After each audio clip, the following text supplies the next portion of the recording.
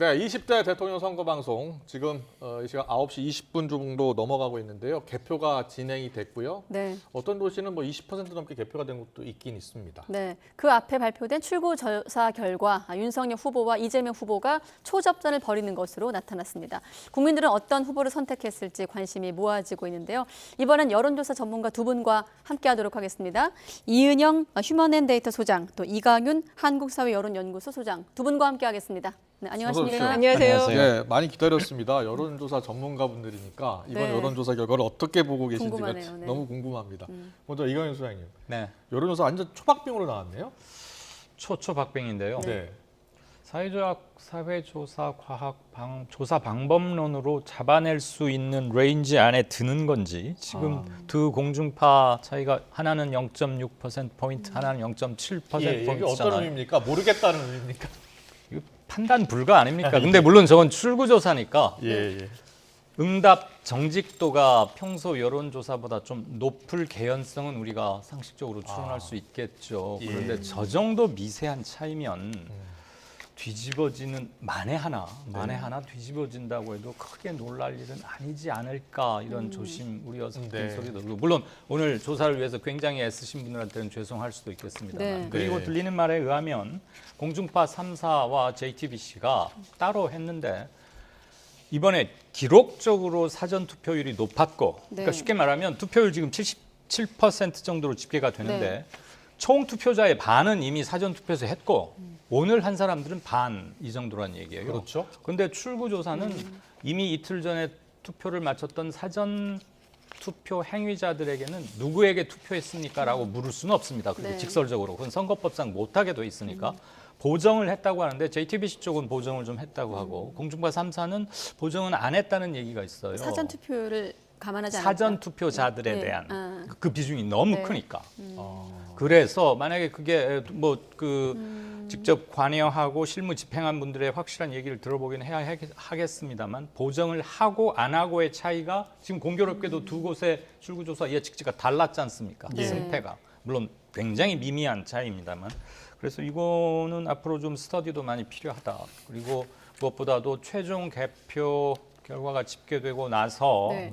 하는 것들이 드러나겠습니다만 이 시간 그리고 개표가 당선 확실자가 나올 때까지는 계속 논란일 수밖에 없겠다 이런 생각이 듭니다. 지금 사전 투표 말씀하셨는데 앞서 현장에서 신준명 기자가 그 부분에 대한 그러니까 사전 투표 그 부분에 대한 개표는 다소 늦어질 수 있다고 했거든요. 네. 그렇다면 좀 최종 결과도 좀 더 네. 늦어질 수 있겠네요. 그렇죠. 네.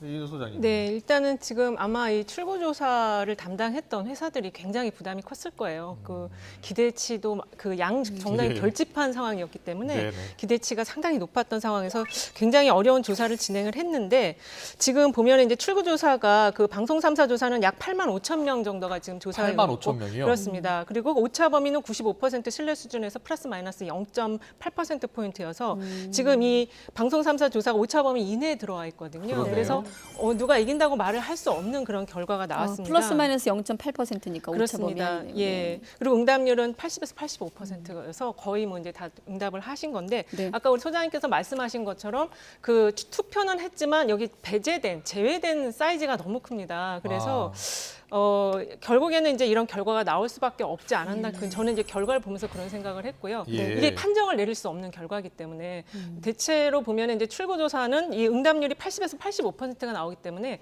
판정이 되는 그런 조사로 보고 있거든요. 근데 네네. 지금 판정이 안 됐고 더군다나 지금 JTBC 조사와 이 방향성이 또 다르게 나타나서 결국에는 개표를 해봐야 알 수 있다. 그런데 사전 네네. 투표율 36.93%는 어떻게 보정하고 반영을 하는 겁니까? 이게 이제 보정과 관련해서 그 출구조사를 할 수 없었기 때문에 한 10,000 샘플 정도를 별도의 전화조사를 통해서 그 보정치를 가중치 기준을 만들어 갖고 보정을 하는 걸로 알고 있는데요. 네.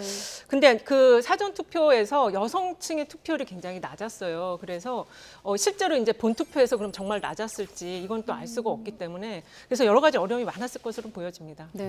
그리고 방금 이 소장님이 아주 자상하게 설명을 잘 알아듣게 해주셨는데 네. 선관위에서 사전 투표율 37% 정말 어마어마한 건데 예. 실제 투표자의 50%라고 생각하면 됩니다. 그렇네요. 숫자 너무 많이 말하면 머리 아프니까. 예. 선관위에서 여론조사기관이나 언론사에 공표할 때 연령별, 성별 투표율만 공개를 합니다. 네. 지역하고. 네. 그래서 그 밖에 자세한 상황은 알 수가 없기 때문에 보정을 한다고 해도 아주 정밀하고 치밀한 보정 방법이 과연 있을까? 그리고 그것에 대한 신뢰도를 우리가 얼마만큼 부여할 수 있을까? 지금 응답률 자체는 굉장히 높고 응답 정직도도 높을 거라고는 하나 오차범위 이 내에 들어와 있다는 얘기는 언제 뒤집어져도 뒤집어질 수 있다는 것이고 원래는 해석 불가, 판단 불가 해야 되는 거 아니겠습니까? 근데 그렇게 말하면 너무 무책임한 게 되고요. 이게 지금 그 출구조사를 한두 번 하는 것도 아니고 예. 이 팀들은 굉장히 오랫동안 그렇겠죠. 사회조사를 하고 예. 그렇습니다. 여지껏 이렇게 네. 붙어본 사전 출구조사를 해본 적이 없기 때문에 그래도 어쨌든 전문가들이니까 뭔가 2000 판정을 해줘야죠. 2012년 선거와 2002년 선거가 그때도 굉장히 붙었다고들 박빙이었죠. 했었거든요. 네. 2012년에는 뭐 거명하긴 뭐하지만 좀 사고도 한 번 있었고 했는데 예. 그때 2012년 제가 문재인 박근혜 후보가 붙었을 때 공중파 3사의 예측치는 1.67% 박근혜 후보가 이기는 걸로 예. 그래서 야 참 붙었다 했는데 실제 개표가 종료되고 나서 보니까 3.45% 정도였던가요? 뭐그 정도로 약간 벌어는 졌어요. 지금 결과는 맞았지만 그거에 비하면 지금은 정말 초초박빙이고 이렇게 나오리라고 예측한 사람이 과연 몇이나 됐을까 네. 싶습니다. 두 분 말씀처럼 저희 각 당 그 표정 연결했을 때 분위기 물론 나중에는 좀 표정이나 분위기가 정돈이 됐습니다만 처음에 좀 표정이 엇갈렸거든요. 여야의 지금 시점에서 셈법을 한번 예상해 본다면 어떻게 표정을 통해서 생각하십니까? 셈법이요? 네. 일단은 이것을 현실로 얼마나 객관성 있고 무게감 있게 두 당 모두 받아들일 예상 수 바뀌었던 것 있는지. 같아요. 표정만 봤을 때. 네, 네. 그거는 특히 국민의힘 쪽에서는 아마 더 그랬을 것 같습니다. 비교적 크게 이긴다고 공히 얘기도 해왔고 우리가 그 신뢰도를 부여할 수는 없습니다만 각종 SNS를 통해서 오늘 오전부터 하루 종일 수십 가지가 돌아다니는 걸 아마 시청자 여러분들도 많이 보셨을 텐데 네. 거기에서 언급된 주종을 이뤘던 예측치와는 너무 다르기 때문에 그러면 무엇이었나 싶은 점이 있고 민주당은 박빙 열세라는 얘기를 당 공식 스피커를 통해서 말해 왔던 바예요. 예. 그리고 네. 뭐 숫자로는 2다, 3이다 그런 얘기도 있었는데 오늘 이걸 보면은 양측 다 정밀한 예측에는 조금은 실패한 것 같다. 그런 국힘의 데미지가 상대적으로는 좀 크지 않을까. 나중에 또 여쭤보겠습니다만 앞서 소장님께서는 여성 표심을 언급하셨거든요. 네. 이번에 워낙에 부동층, 무당층 뭐 워낙에 이런 얘기를 많이 했었는데 만약에 전문가로서 선거가 끝나고 좀 분석해 본다면 어떤 표심을 좀 집중해서 보고 싶으세요? 역시 그동안 잘 잡히지 못했던 이대녀와 30세에서 한 34세에 걸쳐 있는 분들 이건 굉장히 궁금하고요. 네. 그리고 제가 방송당 출구조사 연령별, 지역별 이렇게 러프한 통계를 봤더니 네. 20대에서도 이재명 후보가 조금 앞서는 걸로 아주 미세합니다만. 출구조사를 분석했더니 네네, 출구조사치입니다. 물론 지금 네. 개표치가 아니고요. 예.